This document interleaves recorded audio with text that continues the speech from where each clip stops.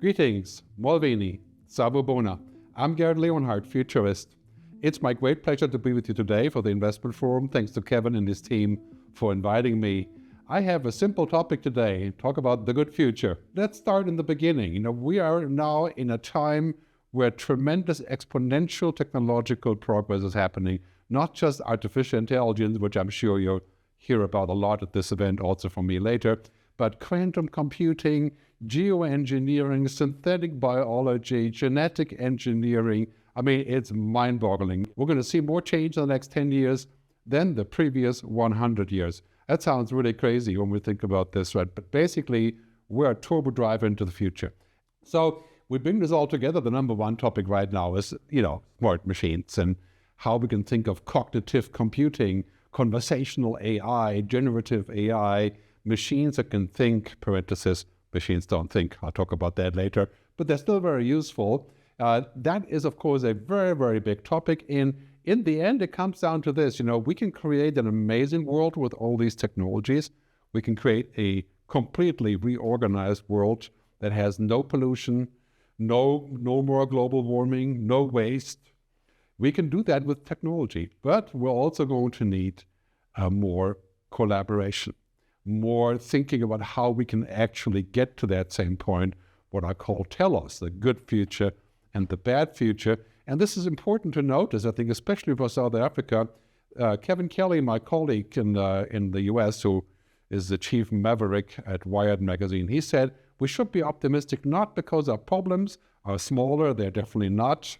Look at Ukraine, Russia, Israel, Hamas, all of these big topics, not because they're smaller, but because our capacity to solve them is much larger than ever before.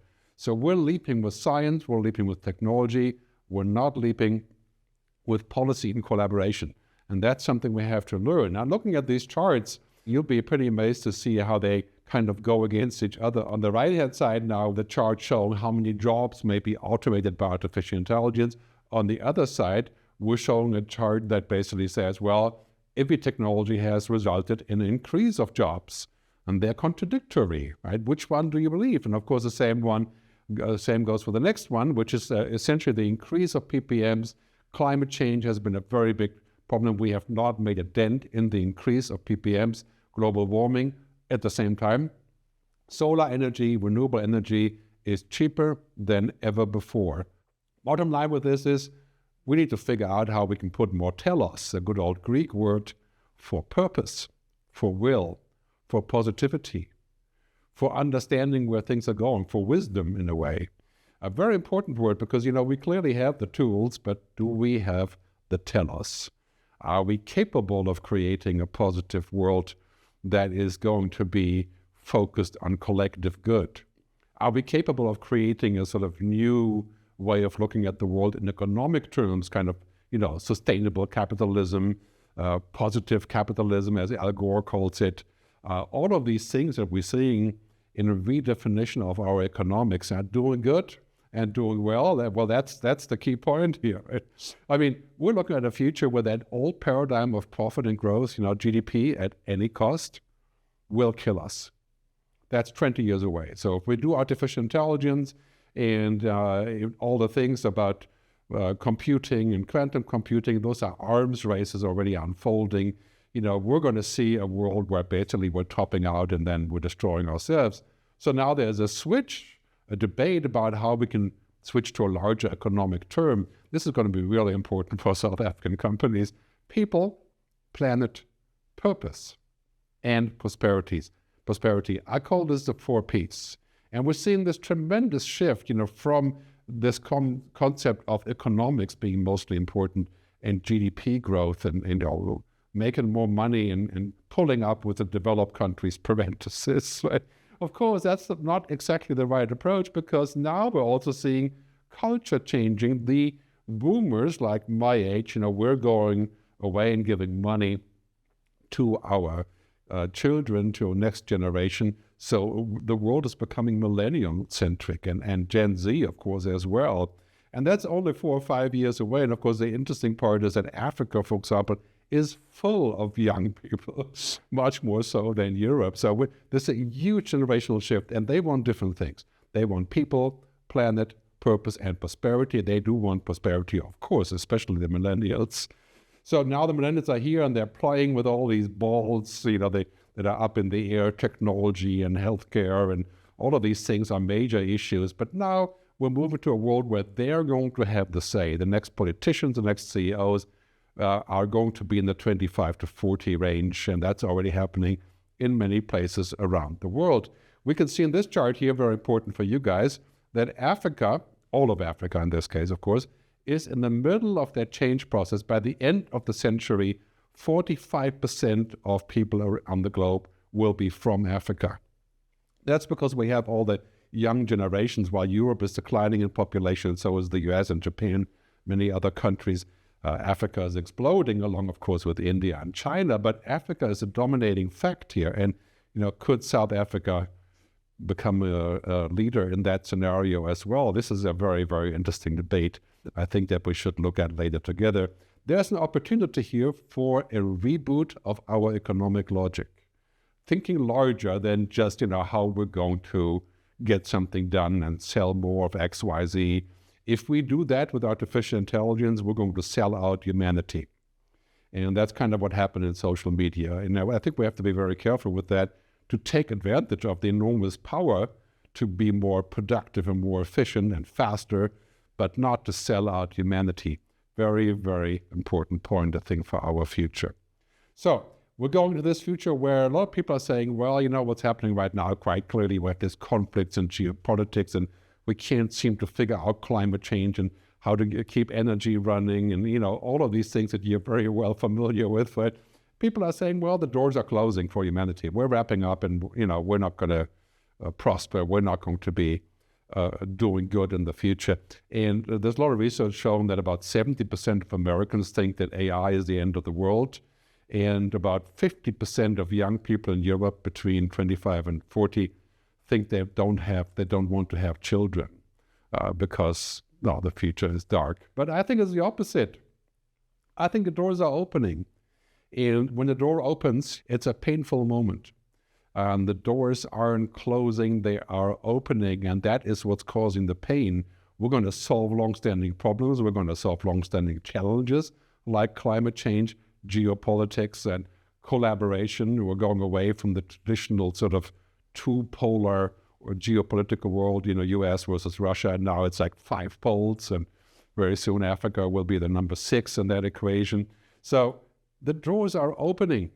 Right? They're changing. They're allowing us to take these waves that are washing over us right now, climate change and artificial intelligence, and of course the last one, super important, synthetic biology, like, for example, sustainable airline fuel, jet plane fuel, and meat from the lab, and so on.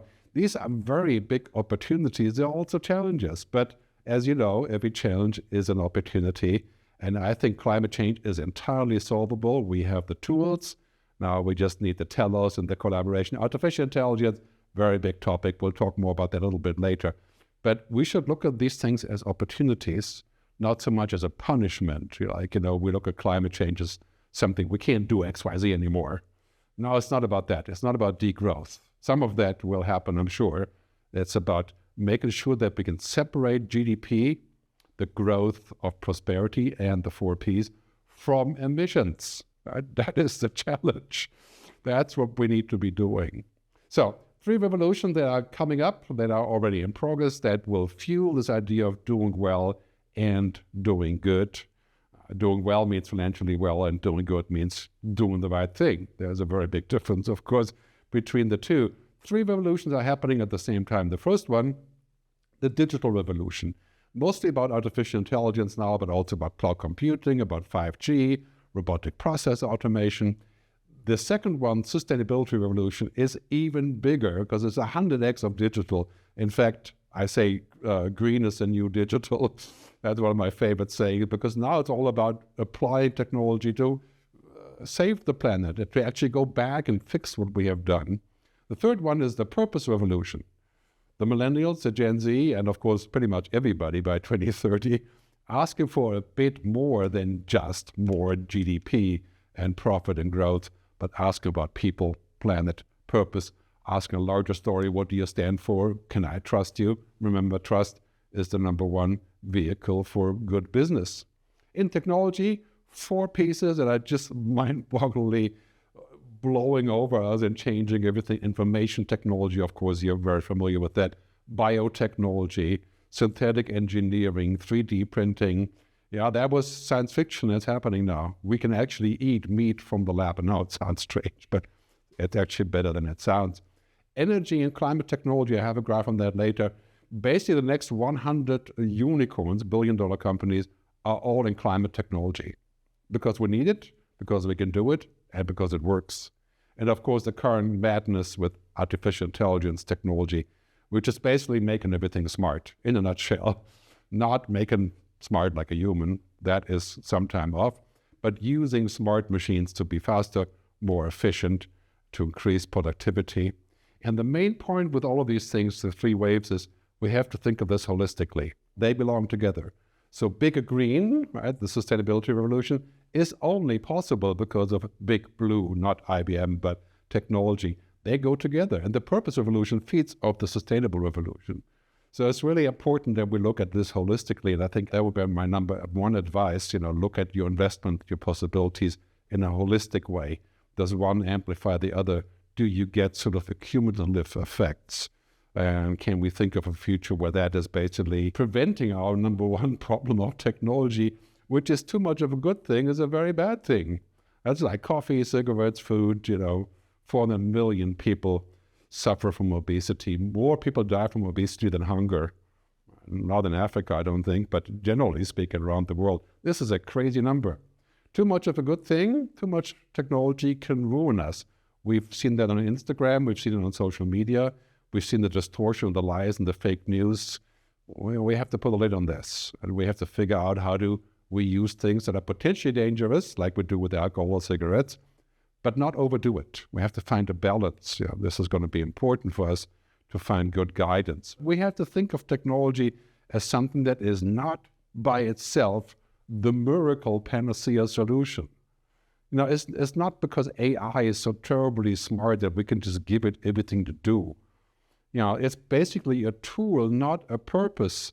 And obviously, technology alone won't save us. It's a tool. How can a tool save us? A tool will not save South Africa from its issues. The application of the tool, the use of the tool, the intelligence of the tool, together with our own intelligence, that is what we need. Intelligence alone is dangerous. And we have to keep a good eye on this and say, well, really what happens here, for example, in this graph, you can see that we're basically approaching the point where human intelligence is being dwarfed by machine intelligence. For example, in reading, in translation, in transcribing, and all of those things that you see here on this curve. I put a question mark there because a lot of these things are kind of here, like you can speak to computers and you can use translation, but it's far from perfect, so it's not 100% as it says here. This chart was made, of course, by an AI company. So this is why sometimes I say, if you torture data long enough, it will confess to anything.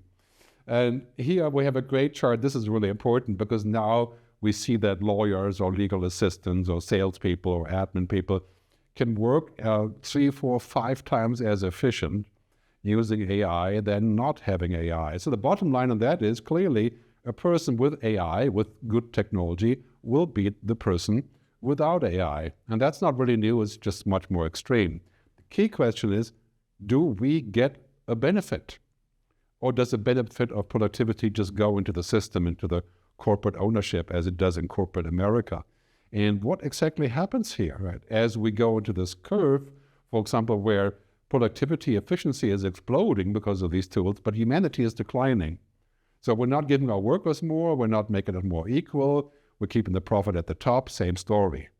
That is not a good idea. We need to shift this and say, when the curve goes up for productivity, then humanity should go up as well. More education, more public services, more support of education, pour the money back. It's about good policy, not just good technology. And that is doing well and doing good. It needs policy. Because a lot of times I think companies that are doing really well, it's very hard for them to, by themselves, also contribute to doing well. and doing good at the same time. So, I think that's a bit of an issue of taxes and, how do we collaborate to funnel the money in the right direction. So let's talk about AI, humans and machines, and what's happening and where we're going with this. Artificial intelligence is a general purpose technology. That means it will show up everywhere in everything, from your mobile phone to applications in video, to banking, to digital currencies, and so on and so on. It's kind of like what happened with the advent of fire or the printing press, of course. And I compare it to that very well because basically what's happening is it took about 200 years for the printing press to impact everything. But AI, well, it won't take 200 years. It'll probably take 2 years to be in everything. Intelligent machines, smart machines, not smart like humans, but no longer stupid. Important point, this is also the next platform. So artificial intelligence is the platform for computing. It's a platform for browsing. And very soon we're going to speak to our machines rather than typing on an interface. And I'll show you some examples in a minute. But powerful stuff that's happening here is we're going from the graphic user interface controlled on the browser or typing into a web page or even an app to conversational AI, to where we're speaking to machines. And this can be done, of course, in many languages, and that's a year or two away from being quite perfect in most mainstream languages with a mainstream accent, not Swiss German, right, or Finnish, but the conversational AI equation is mind-boggling. For example, you can see here a guy who is quickly changing his travel arrangements by speaking to the app, and you can type or you can speak, but it amounts to pretty much the same thing. And another really important thing that's happening here is this. A standalone device and software platform built from the ground up for AI. Engagement comes through your voice, touch, gesture, the laser ink display. Play the song, How Music Makes You Feel. Now, I kind of have a hunch that this probably won't happen as quickly as it looks, that we can speak to a pin. The pin is kind of like our digital advisor, but that is a direction that we're going, and clearly that's going to be something to think about. Who's in charge? Who controls this? How do we get veracity? What about truth and factfulness? Well, every search field that we see today on the web have a large language model attached to it, so we can ask questions. Well, everything become conversational. This is Google, a thing called Amy. It's a medical advice app that allegedly does better quick advice on simple problems than doctors, better parenthesis. If you're a doctor, you'll disagree, but a lot smarter than the web and asking, fishing around for answers there. Powerful, large language model running on AI, really interesting stuff. And here we have, of course, Amazon for shopping. That is the AI applied to buying more stuff you don't need. Oh, and stuff you'll need later, I suppose. Right? So this is going to be absolutely everywhere. Think about how you will actually put this to work, creating a simple chatbot. Now you can use custom chat GPTs, and many other companies, apart from OpenAI, are also allowing this. Now we have video that's being created also by OpenAI, a thing called Sora, which is not public yet, but you can see there what they're producing here. By creating 60-second cues about topics of your choice, you can kind of be a Hollywood producer, parenthesis. Now, not as bad as that, but looking at stuff like this, where we have the monkey playing chess, you can clearly see the limitations of the system. First of all, there's 3 kings on the board, and then there's only 7 fields, not 8. So the machine does not really understand technology very well. And here we have something that I prompted the other day. I wanted to show left-handed writers creating poetry, and not a single person in this picture is left-handed. They're all right-handed. I repeated it 50 times, didn't help. So those kind of simple things aren't happening. This kind of thing with large language models, hallucination, issues of quality control, veracity, truths, right?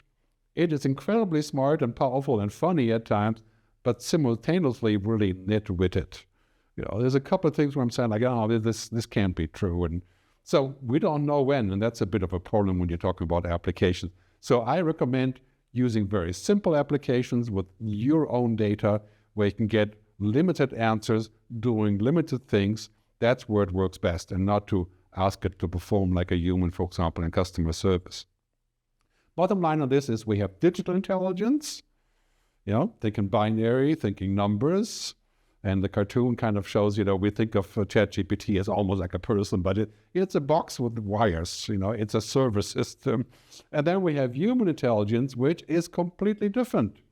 Humans have 8 different types of intelligence: intellectual, kinesthetic, social, and so on. And we need to make sure we make room for that. This is intelligence because it's basically composed of all the pieces of what we are, not just one piece, not just logic, not just data. Data and information alone is not enough. It's just a start. And this is where we can get, of course, good advice from machines to get better data and information and to automate when we can. Important point here is intelligence is the ability to solve problems, and machines are starting to have that to some degree, at least. But consciousness is the ability to feel things. And to feel things is required for creating, right? Emotions and creativity go hand in hand. Human agency, consciousness, spirituality, intuition, imagination, those are the things that come very naturally to us, but not to machines. So consciousness, the ability to feel things, I think we should leave that alone and leave that for humans and just pursue the idea of more intelligent software and machines.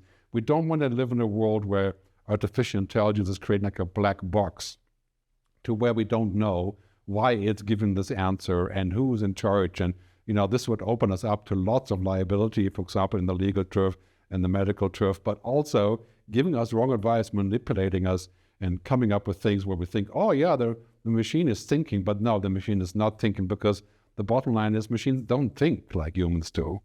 They are binary. They have access to trillions of zeros and ones, which provides good answers, but this is about statistics.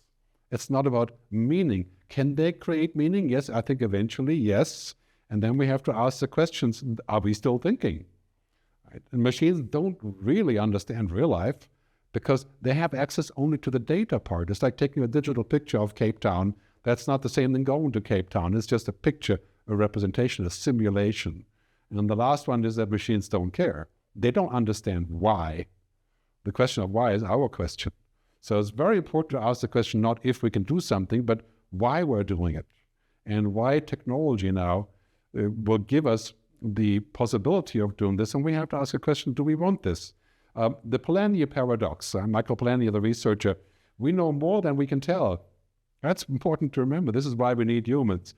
And we haven't told the machine about all of these things, otherwise it would know that as well.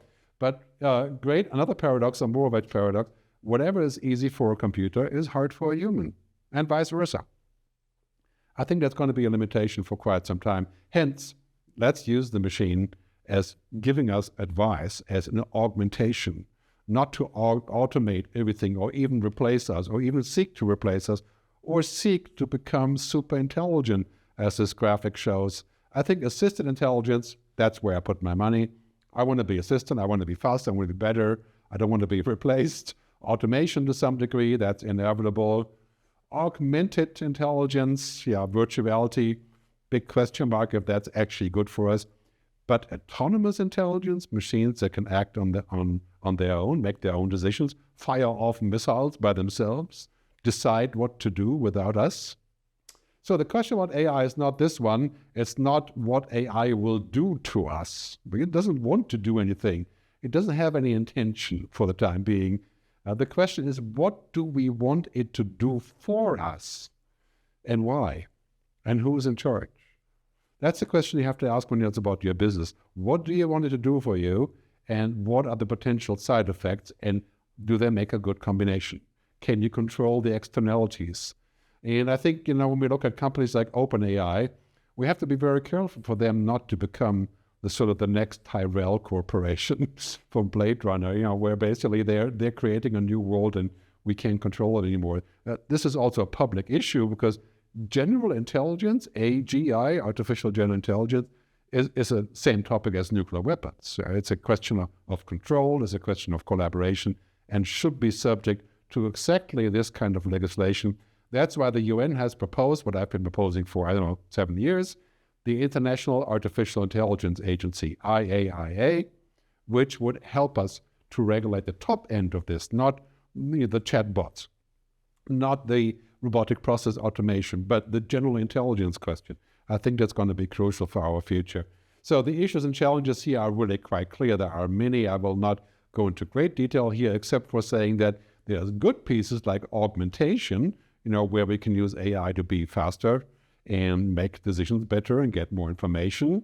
And then, of course, automation, which allows us to be more responsive, to preclude maintenance, like, for example, digital twins in manufacturing. Right? What we do not want is the last part. We don't want to be dehumanized with our decisions removed, or people removed for that matter. We want to keep the human in the loop. We want to just make it more meaningful, and also, of course, faster and quicker and generally more, how can I say, fluid, our environment, because a lot of our business activities are still very much stuck in the pre-digital age even. So here, let's think about where this could go and how we can combine this technology. As I said earlier, I know we need to figure out, how do we stay ethical? How do we stay human when we augment and when we automate? And that is the number one discussion we need to have. And we need lots of help from this, and also international rules and regulations and standards. So Big Purple, the business of purpose, doing good. This is a giant opportunity, I think, because first we need to think about what is actually good. And looking at the Maslow pyramid here, it would be good if we can cover the first two, maybe three pieces of the pyramid. So food, water, shelter, economic existence, not dying, no poverty, no hunger. Sometimes I use a quote from the Cherokee Indians. Said, the wolf you feed is the wolf that wins. If we want a better future, we must stop funding the bad present. Buying shares in oil companies, putting money into bad enterprises that are damaging the environment, making the wrong political decisions about how we can shore up our environment and save energy. Right? All of these things, looking at this chart is super scary. On the left, you see Europe and the US doing really well with their climate activities, comparatively well, at least, declining emissions. That's generally happening, especially in Europe.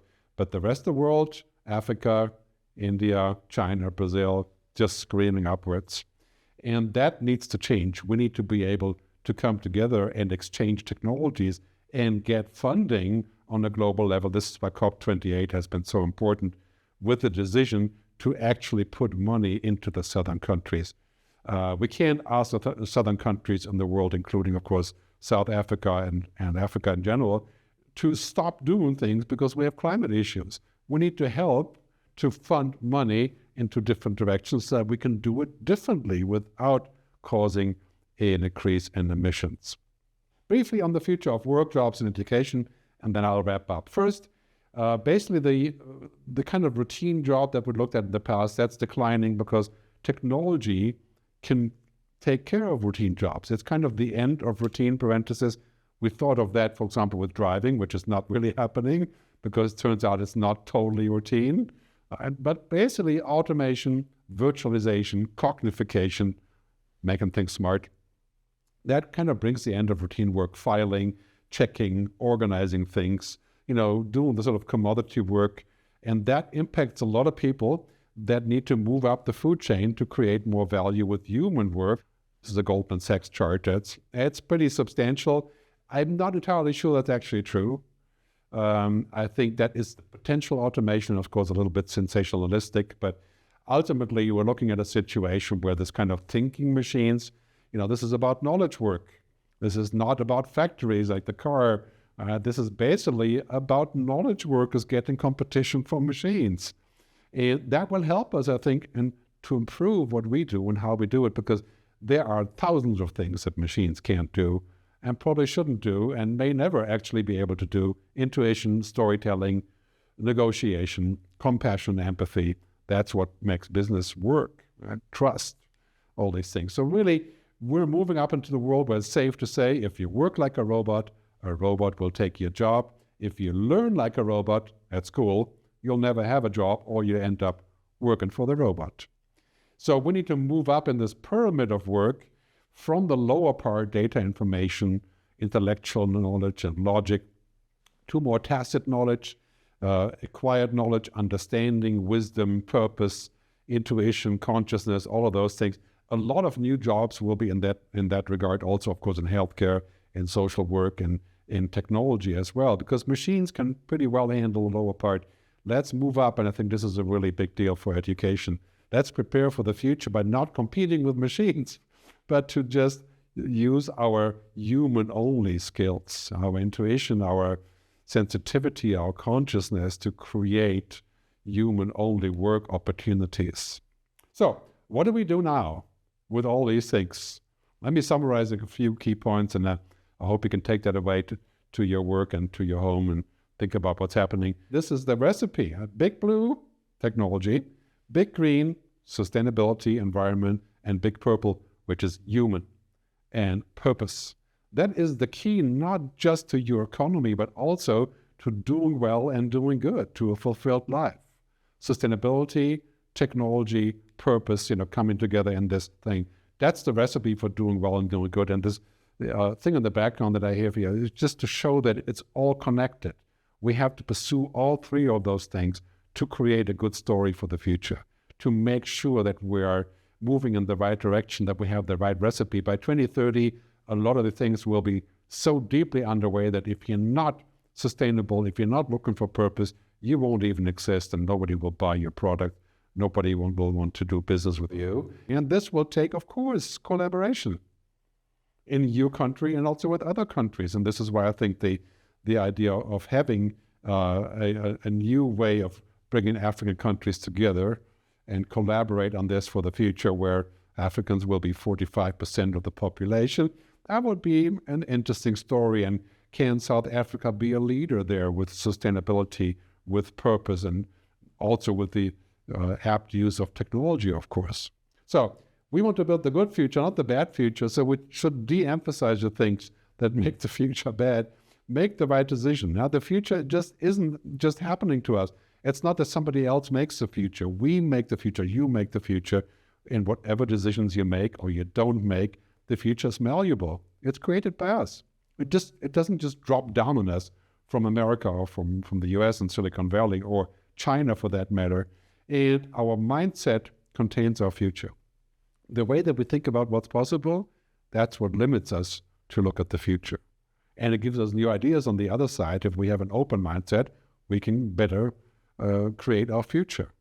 And lastly, I think the future is created by optimists, not by people who are always saying, yes, but, and it can't be done. We have to, despite of all of the difficulties, look at the increased capacity and look at the potential and look at the positive side and tune out the things that are constantly saying, no, it can't be done, and people are bad, and on and on the story goes. In this position, see if you can actually think about not fearing the future and move that into the focus of your life. Don't fear the future.